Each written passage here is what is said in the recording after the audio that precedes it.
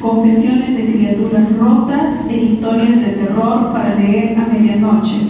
En el 2025 fue publicada en la revista Pirocromo número 33 de la Universidad Autónoma de Aguascalientes en México. También forma parte del colectivo Capuchas, con el que publicó el libro Aquí nadie se pone de acuerdo, con Luna Negra Ediciones en este año. Muchas gracias, Mirza. Y justo mencionaba Mirza Karina Moscoso. Ella es narradora, tiene en sus libros un acercamiento tremendo también con la juventud, así que queremos saber un poquito más sobre esta ponencia que nos traes, Mirza. Te escuchamos. Muy buenas tardes, muchas gracias. Estoy muy contenta de estar aquí y bueno, creo que somos un poquito de cada cosa que vivimos. Los libros que muestro a continuación los presenté junto con Karina Moscoso, que hace un momento estuvo hablando sobre el terror romántico, así que yo aprovecho para mostrar estos libros de la editorial Ediciones Cuando Pasa, porque tiene que ver mucho con lo que voy a hablar el día de hoy. Las escritoras y el proceso social del país. Lo social es aquello que pertenece o se relaciona con la sociedad, entendida como el conjunto de individuos que comparten una cultura y establecen vínculos e interacciones que dan forma a una comunidad, como nosotros en este caso, ¿no? En ese sentido, lo social no solo implica coexistencia, ¿no? Estar uno al lado del otro, sino que también existen las relaciones de poder, las normas, las desigualdades que atraviesan a todos y cada uno de sus integrantes. Si lo social implica vínculos, poder y desigualdad, entonces el individuo no actúa de manera aislada, sino condicionado por estructuras colectivas que influyen en nuestras oportunidades, en nuestras decisiones y en nuestro desarrollo personal. Desde esa perspectiva, resulta fundamental analizar el lugar de las mujeres dentro de este proceso social peruano. Durante el periodo pre-republicano, la producción literaria femenina fue extremadamente reducida, casi nula, fragmentaria y en gran medida invisibilizada. No se registra una participación sostenida de mujeres y géneros como, por ejemplo, el ensayo, la novela, el cuento, el artículo periodístico, lo que evidencia su exclusión del espacio público y del ámbito intelectual. Las principales figuras femeninas conocidas son Amarilis, autora de Epístola a Abelardo del siglo XVII, y Clarinda, autora del Discurso en Loor de la Poesía de 1608. Ambas comparten características reveladoras. Escribieron bajo seudónimo o completamente en el anonimato. Su identidad es incierta, así que no podemos determinar que hayan sido mujeres en realidad. Y dejaron cada una obra conocida. Este panorama no responde a una ausencia de capacidad creadora de las mujeres, sino a un silenciamiento estructural que limitó el acceso a las mujeres a la educación, a la publicación y al reconocimiento. Los cambios sociales en relación con las mujeres han sido tardíos y progresivos. Un hito importante en el Perú es el reconocimiento del derecho al voto femenino, que se dio en 1955, y las mujeres fueron a las urnas por primera vez en el año 56, con el detalle de que tenían que ser personas que tenían que saber leer y escribir, aunque en este caso también los hombres necesitaban previamente tener esas características. Esto evidencia que la participación plena de las mujeres en la esfera pública es un proceso relativamente reciente. Imagínense, mi mamá nació en el 59, así que 4 años antes recién se hizo efectivo el voto femenino en el Perú. Prosigamos. Estas brechas no han desaparecido por completo. Un ejemplo actual es la deserción escolar, donde persisten factores de género que afectan de manera particular a niñas y adolescentes. Aunque en el ámbito mundial la deserción no estamos en el ganagán entre hombres y mujeres, en ámbitos rurales del país sí nos llevamos una gran ventaja, y eso es malo, porque significa que hay más niñas que dejan de estudiar. Las principales causas de abandono en mujeres están vinculadas a condiciones sociales tales como el embarazo adolescente, el cuidado de hermanos o de hijos, el trabajo doméstico no remunerado y nula o menor capacidad familiar para apoyar a esta estudiante.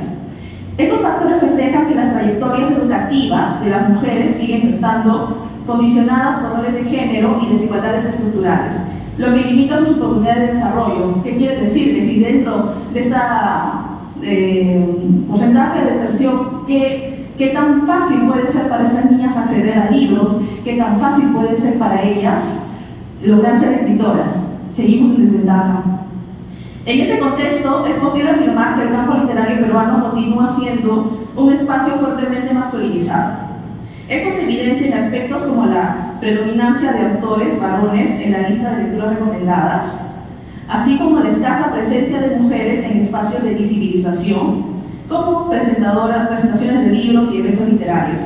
Asimismo, cuando las mujeres participamos en estos espacios, con frecuencia lo hacemos en roles secundarios o simbólicos o como presentadoras, lo que sugiere la persistencia de prácticas asociadas a la llamada cuota de género, ¿no? La bien o mal llamada cuota de género que unos reniegan y otros alaban. Además que un reconocimiento pleno de nuestra producción literaria, ¿no? O sea, llamemos a otra persona porque, bueno, es mujer y hay que poner una mujer en la mesa, pero no necesariamente lo hacen porque tengan una trayectoria como tal, o por lo menos eso no se toma en cuenta en el caso de las mujeres por lo general.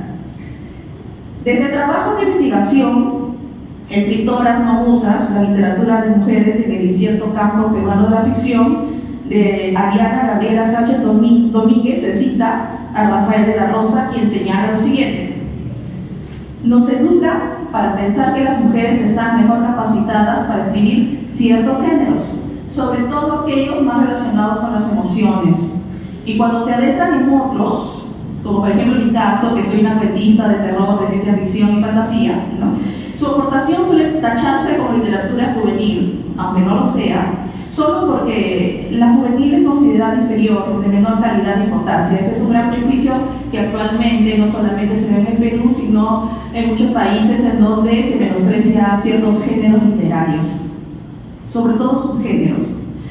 Sin embargo, las mujeres siempre han escrito, o sea, nosotras siempre hemos escrito, desde la intimidad de poemas cálidos hasta versos que se desangran para denunciar violencias que suelen vivirse en silencio. Hemos escrito sobre nuestros sentires, sobre nuestras maternidades, pero también desde una conciencia política que cuestiona nuestro lugar en una sociedad construida a imagen y semejanza de los varones. Esta escritura oscila entre la pertenencia y la exclusión, entre soy parte de este colectivo, de esta sociedad, o realmente solamente soy un instrumento dentro de esta sociedad, ¿no? También hablamos sobre nuestra forma de habitar el mundo, pero evidenciamos además que no siempre se nos ha permitido hacerlo plenamente. Diversas escritoras han abordado problemáticas sociales desde distintas perspectivas, evidenciando desigualdades, violencias y tensiones estructurales. En el contexto peruano, y como ustedes pueden ver acá, tenemos a 6 autoras que no necesariamente son del canon, pero que siempre es bueno visibilizar. En el contexto peruano destacan autoras como Clorinda Mato de Turner, que ya es canon, quien denunció los abusos contra las poblaciones indígenas en su libro Ave sin Nido, la gran Mercedes Cabello, que también es muy reconocida, cuya narrativa cuestionó las normas sociales y morales de su época, Flora Tristán, que hace poco tuvo su película, quien desde una mirada crítica reflexionó sobre la condición de la mujer y las desigualdades sociales, ¿no? En la literatura contemporánea, escritoras como Carmen Ollé han explorado el cuerpo, la sexualidad y los mandatos sociales impuestos a las mujeres, mientras que Claudia Salazar Jiménez, en La Sangre de la Aurora, aborda la violencia política y sus efectos desde una perspectiva femenina, que es algo que no es usual. Situada en el contexto histórico del conflicto armado interno entre el grupo terrorista Sendero Luminoso y el Estado peruano. Esta novela narra la vivencia de 3 mujeres: Marcela, una militante senderista; Modesta, una campesina; y Melanie, una fotoperiodista, a partir de sus propias experiencias de la guerra interna antes, durante y después de su estallido.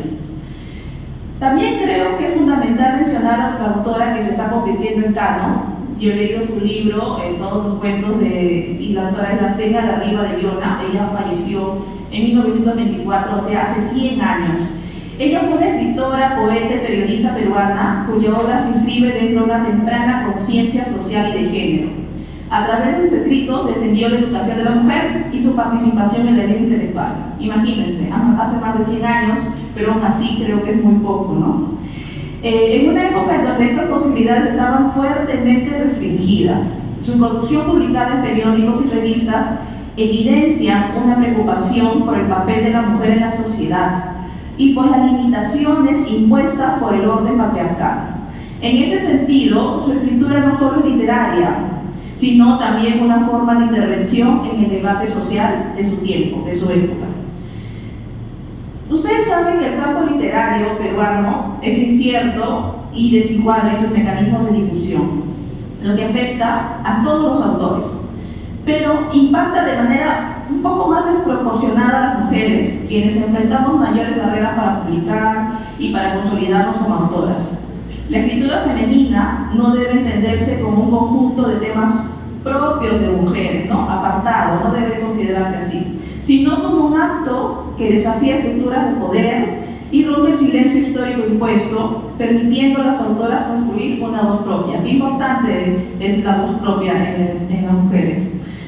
No todas las mujeres se enfrentan a las mismas condiciones. Factores como, ahora vamos a hablar, ¿no?, de la centralización en Lima, la clase social o el acceso a la educación, profundizan las desigualdades, las brechas dentro del propio grupo de mujeres escritoras. Entonces, entre nosotras también hay esas desigualdades a partir de lo social, de lo económico.